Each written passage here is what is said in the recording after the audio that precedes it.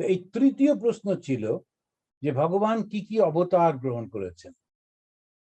তৃতীয় প্রশ্ন নয়, এটা পঞ্চম প্রশ্ন, কিন্তু ওই তৃতীয়, চতুর্থ আর ষষ্ঠটা পরে বলবে। এখন এই পঞ্চম প্রশ্নে বলছে তিনি কি কি অবতার গ্রহণ করেছেন।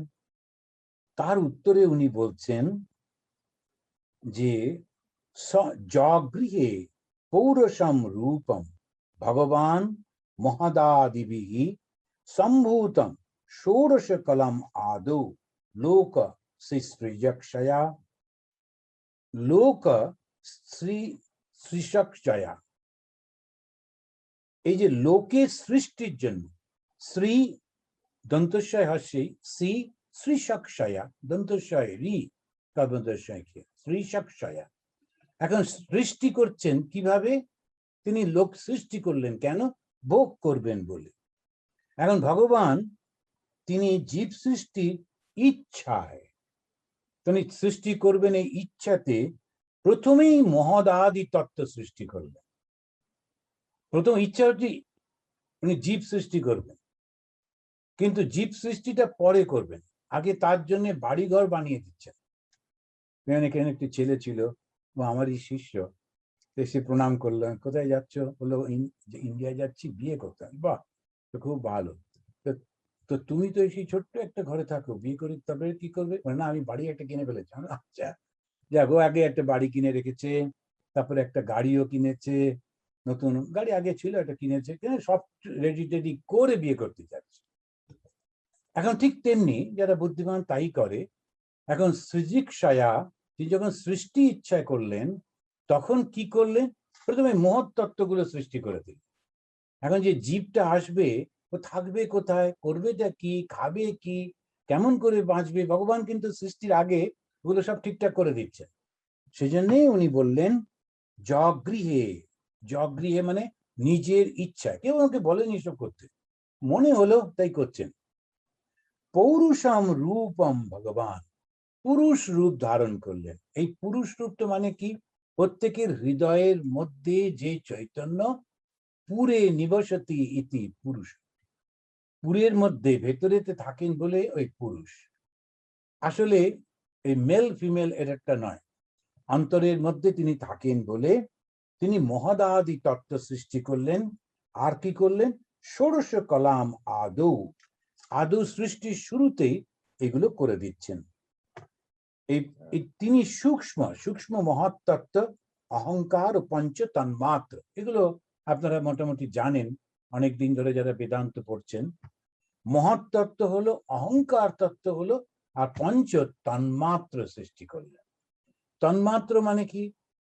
হবার আগে যে সূক্ষ্ম ভাবটা, হবার আগে যে সূক্ষ্ম ভাবটা। একটা খুব সুন্দর কবিতার মধ্যে একটা শিশু তার মাকে জিজ্ঞেস করছে, মা তুই আমাকে কোথায় পেলি, আমাকে কি কুড়িয়ে পেলি? তখন মা বলছেন, না, ইচ্ছা হয়ে তুমি আমার মনের মধ্যে ছিলে। এই সন্তান পাবার ইচ্ছাটা মায়ের মধ্যে ছিল, তারপরে সেই সন্তানটা সৃষ্টি হলো। এই যে ইচ্ছাটা, এই যে সূক্ষ্ম ভাবটা, কোথাও তার শারীরিক কোনো কিছু নেই, শুধু ইচ্ছাটা রয়েছে, তখন সেইটাকেই বলছে যে তন্মাত্র। এই তন্মাত্রটা খুব স্ট্রং ব্যাপার, খুব সূক্ষ্ম হয়ে ওটা থাকে। কি কি তন্মাত্র? 5টা। ক্ষিতি, অপ, তেজ, মরুত, ব্যোম। ক্ষিতি মানে মাটি, অপ, তারপরে এরকম ভাবে আপনারা জানেন আমাদের প্রত্যেকটা আরতির সময় এই 5টা জিনিস ব্যবহার করে, ওই পঞ্চতন্মাত্র। কিন্তু পঞ্চতন্মাত্র সেটা হচ্ছে হবার আগের অবস্থা। এবারে 10 ইন্দ্রিয়, একটা মন, আর 5টা মহাভূত। মহাভূত মানে ওইগুলোই পঞ্চমহাভূত। তো এই যে ক্ষিতি, অপ, তেজ, মরুত, ব্যোম, এটা মহাভূত। এইটা দিয়ে ষোড়শ কলা, 16টা কলা হলো।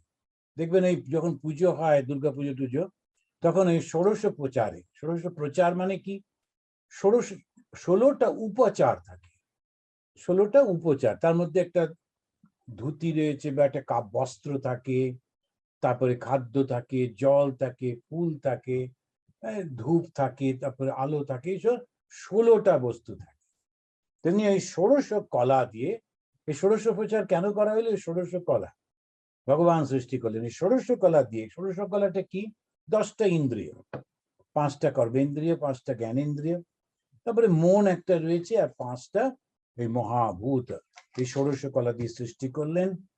করবার পর ভাগবতের প্রথম স্কন্ধ 3য় অধ্যায় শুরু থেকে তিনি বিভিন্ন রূপে অবতারত্বের কথা বলছেন।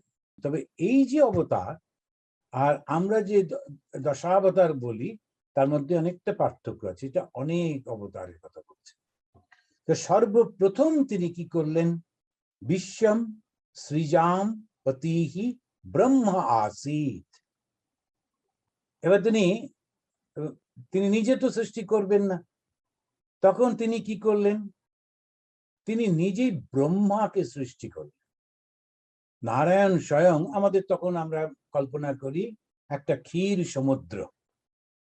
ক্ষীর সমুদ্র কেন? তার কারণ হচ্ছে, এটা কারণ মানে সব থেকে দামি। এমনি জল, সেটাকে না বলে যেন দুধটা জমে ক্ষীর হয়ে রয়েছে, দুধটা তো দামি জলের থেকে। সেইটার উপরে ভগবান শুয়ে আছেন। কিসের উপরে? সাপের উপরে শুয়ে আছে বাসুকি। এই বাসুকিটাকে আসলে যোগযুক্ত হয়ে আছেন। যখন সৃষ্টি করছেন, তো সৃষ্টির আগে মন কিন্তু সেই একেবারে অদ্বৈত তত্ত্বের মধ্যে রয়েছে। সেই জন্য তিনি ওই সাপ মানে হচ্ছে যোগের চিহ্ন। ওই হিন্দুরা এত বেশি সিম্বল ব্যবহার করেছে, এখন নিজেরাই কনফিউজড হয়ে গেছে। শিবের গলায় সাপ, যে বেচারি সিনেমাতে পাঠ করে তার গলায় একটা ঝুলিয়ে দেয়, আর সে সারাক্ষণ খুবই বিরক্ত হয়ে থাকে, ভয়ে ভয়ে থাকে। সাপের কোনো সম্পর্ক নেই। সাপটা হচ্ছে চিহ্ন। দেখেছেন রামকৃষ্ণ মিশনের চিহ্নতে একটা বড় সাপ আছে, তাই বলে কি রামকৃষ্ণ মিশন কোথাও সাপ পুজো করে? কেননা ওটা হচ্ছে, সাপটা হচ্ছে চিহ্ন। হিন্দুদের এইগুলো একটু বুঝতে হবে। ওই সাপটা হচ্ছে যোগের চিহ্ন। কেন? ওই যে ঠাকুর বলছেন, যখন সেই শক্তিটা উঠতে থাকে, তখন সাপের মতো এঁকে বেঁকে ওঠে বলে সাপ, ওই যোগ। তা ভগবান বিষ্ণু তিনি যোগযুক্ত হয়ে সাপের উপরে তিনি শুয়ে রয়েছেন, ক্ষীর সমুদ্রের উপরে। এবার তিনি চিন্তা করছেন সৃষ্টি করব। তার সৃষ্টিটা ওই নাভি থেকে হচ্ছে। সে নাভির থেকে একটা কমল সৃষ্টি হয়ে, ওর উপরে কে সৃষ্টি হলো? প্রথম সৃষ্টি হচ্ছেন ব্রহ্মা। এবারে ব্রহ্মার রূপটা যদি দেখেন, ব্রহ্মা কিন্তু লাল একেবারে দেখতে। বিশেষ করে আমরা ব্রহ্মা ঠিক জানি না, কেননা ব্রহ্মার অত পুজো হয় না। ব্রহ্মার 4টে মুখ। কেন 4টে মুখ? কেননা 4টে বেদ আছে বলে। ওই আবার সিম্বল। তো এই যে রাবণকে বলা হয় দশমুখ রাবণ, এটা বিভৎস দেখাচ্ছে, তা কিন্তু না।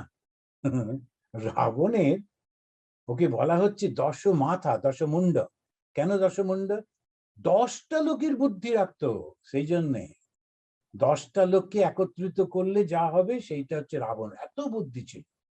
যেমন স্বামী বিবেকানন্দ সম্পর্কে হার্ভার্ডের প্রফেসর তিনি যখন লিখলেন, এই আমাদের ইউনিভার্সিটি যত প্রফেসরকে এক করলেও এর বুদ্ধির কাছে আমরা কেউ না। এখন সেই রকম ভাবে যে 10টা লোককে এক করলে যে বুদ্ধি হয়, সেইটা হচ্ছে ওই রাবণের। এখানে ওই তিনি ওইরকম ভাবে রয়েছেন, 4টে মাথা আর রক্তবর্ণ এই দেবতা সৃষ্টি হলো। উনি হচ্ছেন ব্রহ্মা। তো স্বয়ং নারায়ণ এবারে ব্রহ্মাকে সৃষ্টি করে বললেন, তোমার মধ্যে জ্ঞান দিলাম। এই জ্ঞান হচ্ছে 4টে বেদ, ঋক, সাম, যজু, অথর্ব। তুমি সৃষ্টি করো। তা ব্রহ্মা সৃষ্টি কি করে করবেন? প্রত্যেকটা সৃষ্টির আগে শক্তি প্রয়োজন হয়। ব্রহ্মার শক্তিকে সরস্বতী। এবার আমরা বলি ব্রহ্মার স্ত্রীকে, ব্রহ্মার স্ত্রী হচ্ছেন সরস্বতী। এবার জ্ঞানের দেবী, তিনি ওই জ্ঞানটা তিনি দেবেন বলে ব্রহ্মার সঙ্গে যুক্ত হলেন। দেখুন প্রত্যেকটা যদি আমরা লক্ষ্য করে দেখি, সবকিছু সিম্বল দিয়ে বোঝাচ্ছেন। এরপরেতে সেই ভগবান সৃষ্টি করছেন। তা তিনি প্রথমেই সৃষ্টি করলেন 4 জন ব্রাহ্মণ কুমারকে।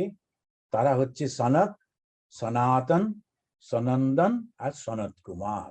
আজকে এই পর্যন্ত রাখুক, আবার আমরা পরে এটা নিয়ে আলোচনা করব। তা ভগবান বিভিন্ন রূপ ধারণ করছেন। তার ইচ্ছাতে এবং লীলা করবেন বলে।